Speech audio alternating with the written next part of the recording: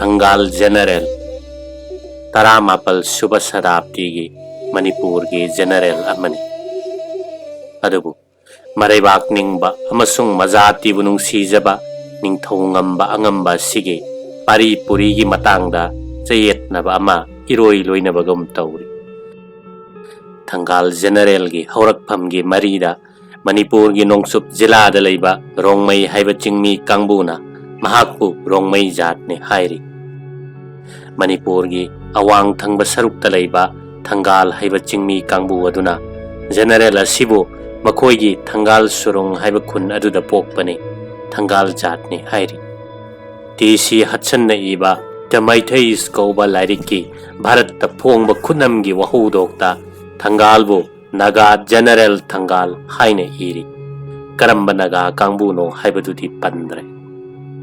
Colonel W. Shakespeare na Lishing Amaga Chamapan Kunmapan da Pongba Mahaki History of Assam Rifles Kauba Lariki Lamai Humpu Marida Thangal General Bu Kuntra Mari Suba NI Gi Sifai Lal Hoba da Yauramba Mishak Amani Laibak Asida Tabak Tauduna Laikibani Haine Iri Girish Chandra Chaudhuri na Lishing Amaga Chamapan Humputaret Ingi July Thada Pongkiba Manipuri Yuddha Kauba Asami Lon da Iba Lariki Lamai Yankai Marida Asumna Iri Ningthau Zoi Singdi Matamda Asamgi Moyam Riya Lal Hoba Khara Manipur da Changjafam Thirei Amasung Maitai Nupi Lauduna Maitai Onduna Laiki Thangal Hairiba Si Moyam Riya Lal Hoba Amagi Machane Mapaga Loinana Manipur da Cheraktuna Laikibani Haine Captain E.W. Dunna Mahakilarik Average Gazetteer of Manipur 1891 da Thangal General Bu Bengali Sana Saba Magi Macha Masuni Haine Iri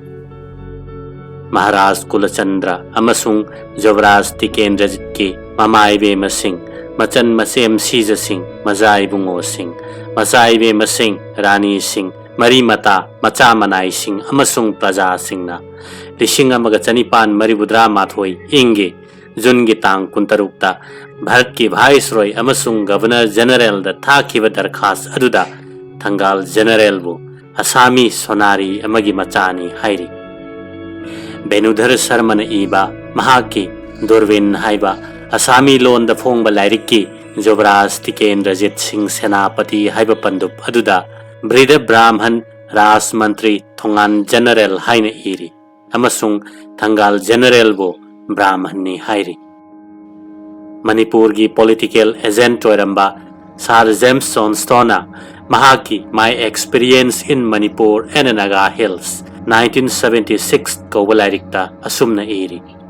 Mahakna Naha Oiringaida Gambir Singh Ningthona Thangal Haibachingi Kul Aduda Lan Chatpada Ningthogi Togal Torami Thodok Asibu Ningsing Nabagida Makta Mahakpu Ningthona Thangal Haibaming Asi Tholami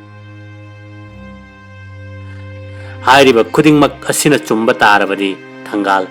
Rongmai Naga Oibatai Lishing Amaga Satret Yankai Nipan Ingi Sifai Lal Hoba de Yaurakpa Mapangi Mioi Ama Oibatai Asamgi Moyam Riya Lal Hoba Yauramba Mishak Ama Oibatai Bengali Sana Saba Magi Macha Masu Oibatai Asami Sonari Amagi Macha Oibatai Mahak Brahman Oibatai Thangal Gi Maram da Pinariba Mot Singh Asibu Loinabak Achumbani Laugadra Achumba Haiba Sidi Sumak Chumdunata Laigedabane Matam Pumnamakta Mapam Pumnamakta Achumbadi Amatani Aran Mana Kongaini Thangal General na Pokiba Chahiya Sisu Chayetnari Tongan Tongan Bamot Kaya Pinari Adubu Thangal General na Lishing Amaga Chanipan Maribudra Mathoi Ingi Jungi Tang Tarani Panda Bharat ki Viceroy Amasung Governor General da Farsigi Hukum gi Mayokta Memorial Amathaki Maduda Masagi Sahi Marifu Manga Sure Hairami Thangal General Masamakna Iduna Piba Cherol da Masagi Sahi Marifu Manga Sure Hairabanina Mahak Lishing Amaga Chanipan Supna Taruk Ing da Pokpani Haina Laubada Karigumba Amatta Singna Ningai Leite Mina Haibaga Masana Haibana Chumbatai Thangal General Ningthorol Mari Sana Thogal Pangkiba Singtharaba Athoba Mani mahakna mathang setna Gambhir Singh Maharaj, Chandrakriti Maharaj, Surchandra Maharaj amasung Kulachandra Maharaj hairiba ningthau mari asigi sana thogal tauki. General asibu pokpa mapagi ming Kangabam Khetri Singh kawi. Mahak Imphalgi Wangkhai Angom Leikai de Leirami. Mahaki asengba mingdi Chitananda Singh kawi. Hairiba ming asi General asigi macha masu singna Tarapan Katpana Singh bada sizinai. General asi ningthauja salai da pokpani. Sagaina Kangabam ni. Masamak Kangabam sagai gi pibani. Maitai yumnak pibagi piba makhai gi maming iba Sangai Phamang Koba Lairikta Kangabam Tonsen gi idi Thangal Menjor Laifam Lak Pamayum ne haina iri. Thangal bu pokpa Mama Puinu Devi Moirang Anauba Salai gi Ningol ni haina Kaifaron Koba Lairikta iri. Thangal General gi Sawong Sada amasung Kuchu Kumen gi Maramda Mrs. Ithel Gremut Manipur political agent Toramba Mr. Gremut ki Mem Saheb na hai. Thangal General asi ahan oire chahi humputarada marifu naksilakle sadharan Manipuri amana wangmadagi mahakna khara hena wangi aduga chahi ge yengnabada masa yamna khingi ahan oiraba maithong adu phajai ahan loibagi mai adu mai chale amasung unsa khuire amuba mamit adu thawi ngauraba pisum adu sukle masam sungaure manaton adu tummi aduga kontharap tawi machin ban phajai yamna pukning thingjin bagi mawong ne asumna mahaki lairik my 3 years in Manipur da iri. Thangal General matik magul leiba mathawna phaba maraibak ningba amasung salanda thauba ningthau ngamba angambani. Mahak ningthem pisak Chandrakriti na angang oina mama sija kumudini Maharani ga Manipur thadok lamduna kasara chen kiba matangda sana thogal tawba yauraklabani. Lishing amaga chanipan nifumari ingi January tha tang kuntaret thang janumitki sandhyagi matamda Mantri Mayum Navin na chingba mi kharana Narasinghagi hakchangda khulaina soghanki. Wa sigi kibana Seljut Maharaj ningthem pisaksu mama sija ningthau pokpi kumudini sulotki. Kasar tana chen bada Thangal na chingba manai masan singna thogal tawkibagi matang asi ningthau rol kumba bada asumna iri. Ningthau senba kayana Navin butanaduna thanga konana fare. Kudak adumaktada Navin taibang pandagi adum khainahan kre. Sangaida Narasinghabu miyamna pusinduna laikan naraba matamda mama sija kumudinina Narasinghana laukiba khunjenbu tayonna na laukibana ningthem pisakpu pharo haibagum takhibana machaibungo Chandrakriti puduna konunglomdagi lona chenthorakle. Chandranadi mapanda Thangal Nepra Pausong Ramacharan Balaram Tamrasing makhoi tarukti konungi irang adu ita tadana aron badangai duna leirabagi mama sijaga unaraduna tongjai maril lomda pangkhre. Ahing adu mak khwairak pan chingjen kaduna mathang kasar maikai tamki. Ing kumja lising amaga chanipan yangkhaida Chandrakriti Maharaj na kasardagi lan horakpa khongpham dasu Thangal Menjar na thogal tawrami. Chandrakriti na lanphamda mai pakhibasu mahakya chauba mathodang yauki. Mataw asumna mahakasi Chandrakriti Maharaj na angang oiringaidagi hauna sada landa lebaki wayen thodada achauba saruk yaduna lakiba lebaki angammani. Ningtamba Manipur gi phamthon mathang kakiba Thangal General ni. Mahakna mathang hazari apanba sanglakpa Major Laifam Lakpa asina singba oiki. Matungda General phamthon kaki. Thangal General Pukramba suiramki. Ingkumjali singamaga chanipan humdrani thoida Maharaj Chandrakriti gi sana haktakta Thangal Menjar na Saugai Jamba Balaram Menjar galoinana Lusaida landaduna khungang kayamarum loi chanki.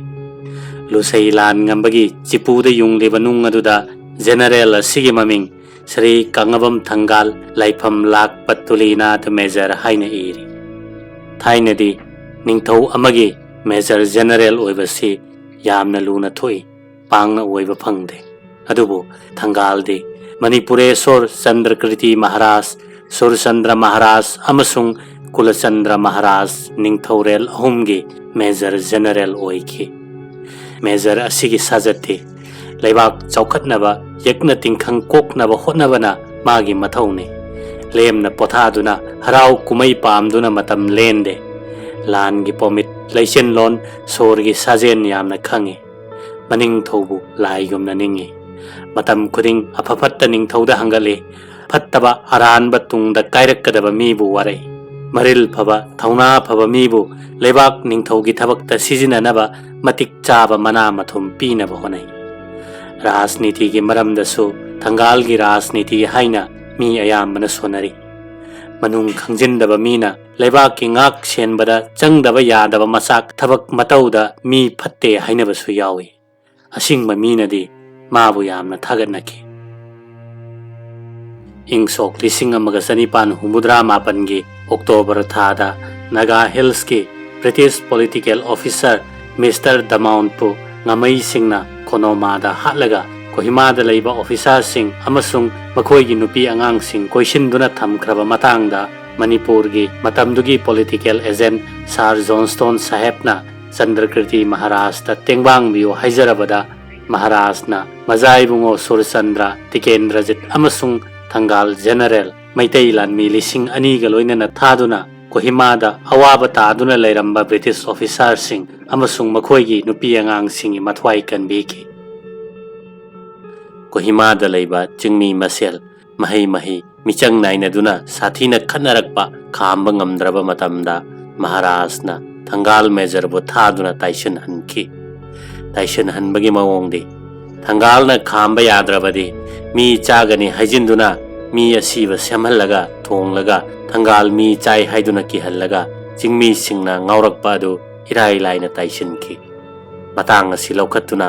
Shri ꯑꯆꯣꯝ ꯅꯤꯃꯥꯏꯆꯥꯟ ꯖ꯭ꯌꯣꯇꯤꯁꯅ Shri ꯀꯩꯁꯥꯝ ꯀꯨꯟꯖꯕꯤꯍꯥꯔꯤꯁꯤꯡꯅ ꯁꯝꯄꯥꯗꯛ ꯑꯣꯏꯗꯨꯅ ꯅꯤꯇꯤꯒꯤ ꯐꯣꯡꯂꯝꯕ ꯆꯦꯐꯣꯡ ꯉꯁꯤꯒꯤ ꯑꯥꯒꯁꯠ 19, 1858 ꯏꯪꯒꯤ ꯂꯩꯕꯥꯛ ꯄꯣꯛꯄꯒꯤ ꯆꯦꯐꯣꯡꯗ ꯑꯁꯨꯝꯅ ꯏꯈꯤ꯫ ꯊꯤꯕꯣꯃꯩ ꯍꯧꯈꯨꯜꯒꯤ ꯑꯆꯧꯕ ꯋꯥꯊꯣꯛꯀꯤ ꯃꯔꯤꯗ ꯈꯨꯜ ꯅꯥꯛꯄꯥꯛ ꯇꯥꯟꯅꯗꯨꯅ ꯃꯤ ꯌꯥꯝꯅ ꯁꯣꯛꯅꯔꯦ, ꯁꯤꯅꯔꯦ, ꯂꯥꯟ ꯑꯣꯏꯔꯦ꯫ ꯍꯩ ꯁꯤꯡꯂ ꯁꯤꯡꯂꯕ ꯍꯧꯔꯝꯕꯨ ꯃꯈꯩ ꯊꯥꯖꯤꯟꯗꯨꯅ ꯊꯦꯝꯖꯤꯟ ꯈꯝꯖꯤꯟꯕ ꯀꯥꯟꯅꯈꯤꯗꯦ꯫ ꯊꯥꯡꯒꯤ ꯃꯌꯥ ꯆꯤꯛꯇꯨꯅ ꯑꯣꯛꯁꯤ ꯁꯣꯟꯗꯨꯅ ꯃꯇꯤꯟ ꯁꯤꯠꯇꯨꯅ ꯃꯄꯥꯝꯕꯣꯝ ꯇꯤꯡꯗꯨꯅ ꯃꯈꯣꯡ ꯊꯤꯟꯗꯨꯅ ꯂꯩꯅꯩ꯫ ꯃꯤꯋꯥ ꯇꯥꯗꯦ꯫ ꯃꯗꯨ ꯎꯕꯗ ꯇꯥꯏꯁꯤꯟꯅꯕ ꯊꯦꯝꯖꯤꯟꯅꯕ ꯕꯤꯆꯥꯔ ꯈꯪꯗ꯭ꯔꯗꯨꯅ ꯍꯧꯔꯝꯕꯨ ꯈꯨꯗꯤꯡ ꯆꯦꯟꯅꯔꯛꯇꯨꯅ ꯀꯣꯅꯨꯡ ꯇꯥꯅ ꯂꯥꯛꯂꯦ꯫ ꯍꯧꯔꯝꯕꯨ ꯃꯌꯥꯝꯅ ꯃꯅꯤꯄꯨꯔꯦꯁꯣꯔ ꯃꯍꯥꯔꯥꯖꯇ ꯋꯥꯔꯝ ꯄꯨꯝꯕ ꯍꯪꯒꯠꯈꯤ꯫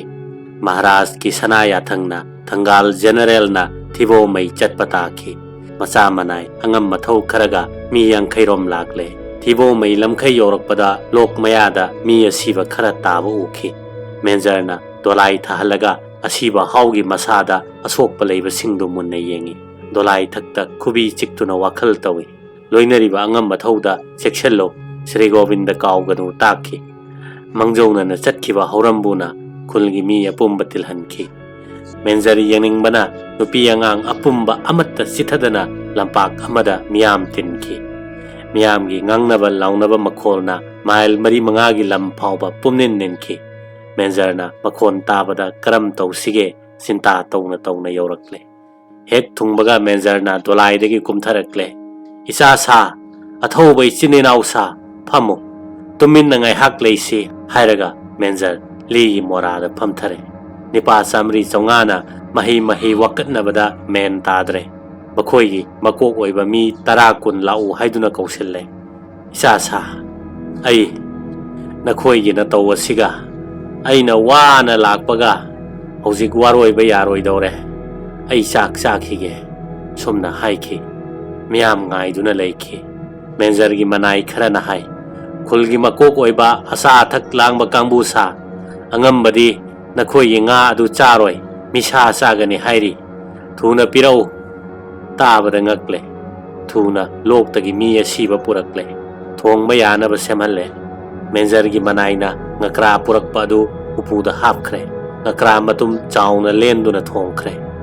ꯈꯨꯜꯒꯤ ꯃꯀꯣꯛ ꯑꯣꯏꯕ ꯍꯥꯎ ꯃꯃꯥꯡꯗ ꯉꯀ꯭ꯔꯥ ꯃꯇꯨꯝ ꯑꯆꯧ ꯑꯆꯧꯕꯗꯨ ꯆꯤꯛꯇꯨꯅ ꯆꯥꯈꯤ꯫ ꯃꯤꯌꯥꯝ ꯑꯗꯨ ꯇꯨꯃꯤꯟꯅ Thangal mi chare haiduna kiduna mayum tana chenaki nupi angang thong lonaki laihoba mi yamaktre soiba yadaba makok oiba mi yankhai mukta ngai hore Major na haire isa sa nakhoi na pizaba ensang haure tha amani laikhiba tare madu tabada khanaramba haw makok khumbu sing wa tanare lona makhoi masen tainajare nongmagi mi ema soiba yadaba ish akhoi ngamoi khanaranu si sanajare akhoi lengbiro hairasi asumna nakal ani yanakhre Major na nakhoi gi bisar tawgelao yathang tabada khanaba nakal ani gi miyam tinaduna kurumduna haijaki Major nanaye khoi khanadare sanajare khulla pumba acha athak leiba ningthi jana khudon pot katki Major mai paktuna harauna halei Sirjutta wa pumba hangatki ningthauna ipu Major singida haina mana piki Thangal General gi matik mathauna amasung marau sing khangbiduna Sirjut Chandrakriti Maharajna mana mathum yamna pirami madugi manungda singthaba yabadi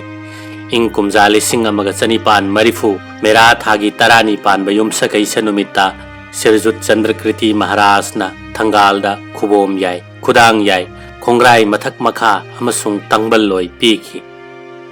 ing kumjali sing amaga chanipan marifu tarukta bora chaubna lan horakpa matangda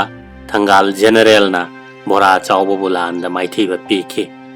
Thangal na lan chatpa sida akibagi shaktam puthokhi lan ngamlakpa matang aduda Maharaj na peladuna Thangal General da low pari mariga lupagi chaisenga mana piki Naga Hills ta British officer sing amasung makhoi nupi angang singna angami singna lan horakpadagi awaba taraba matamda makhoi bu kanbi khibadugidamak ing kumjali sing amaga chanipan marifugi February thada Assam gi Chief Commissioner masamak Manipur da thoraktuna Thangal General da sanagi star ama pirami Colonel Mekulokna Thangal Major gi thoidok hendokpa amasung kanaraba matik magun singbu singtharaduna mahakpu thoidok hendokna tawba ngamba misak amani hairamki